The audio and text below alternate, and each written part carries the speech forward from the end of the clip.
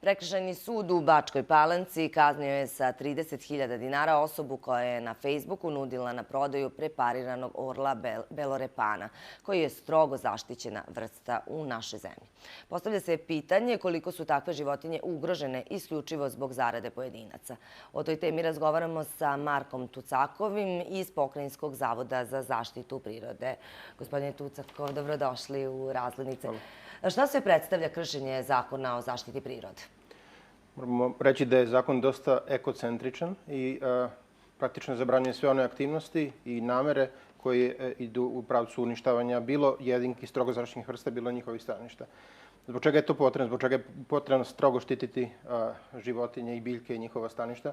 Pa zbog toga što one predstavljaju zelenu osnovu našeg postojanja i našeg života, izuzetno su bitne za ekonomiju i takve dosta stroge odredbe, opet usklađene sa međunarodnom legislativom, inkorporirane su u zakon. Što se tiče strogo zaštićenih životinja, zabranjenih je naravno ubijati, uništavati, ugrožavati na bilo koji način, ali između ostalog i držati preparirane, njihove derivate, znači recimo delove njihovog tela, nuditi na prodaju, prekrivati i tako dalje. Pod određenim striktno kontrolisanim uslovima mogu se držati u zarobljeništu one životinje koje su već rođene u zarobljeništu. Da li postoji razlika ako se ta životinja ubije ili ako se pronađe već mrtva pa se onda recimo preparira? Da li se jednako tretira i jedno i drugo? Zabranjeno ih je držati, tako kaže zakon.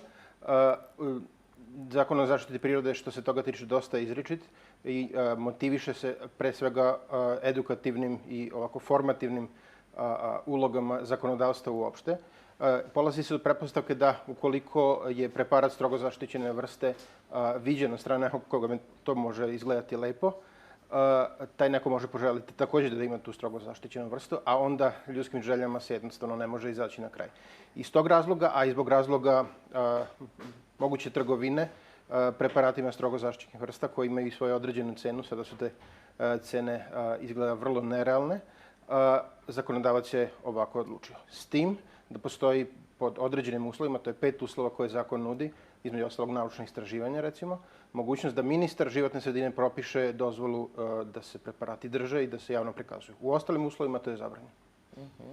A koliko se ovakve presude, sada smo vidjeli da je sud u Bačkoj Palanci kaznio sa 30.000 dinara onoga koji je prodavao tu prepariranu životinju?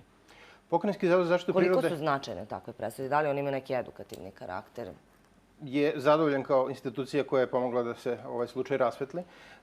Ovom presudom iz razloga nešto mi ovu osobu iz nekog poslovnog razloga ne volimo, nego što presuda može da deluje edukativno. Pre svega, zabranjeno je držati i zabranjeno je trgovati takvim životinjama. Ova osoba je to učinila na jedan vrlo eksplicitan način. Na puno internet oglasnika je postavila fotografiju i nudila na prodaju tu životinju i također na najlon pijaci u Novom Sadu. To su naši kolege iz Društva za zaštitu proučavanja ptica Srbije uočili i inspekcija je jednostavno brzo reagovala i rasvetila ovaj slučaj. Verujemo da je edukativni moment ovde presudniji u odnosu na veličinu kazne koja je u odnosu na gubitak ove vrste i njenu ugroženost daleko simboličnija nego što bi trebala da bude. Gospodine Tucakov, hvala vam što ste izdvojili vreme i bili gost Razglednica.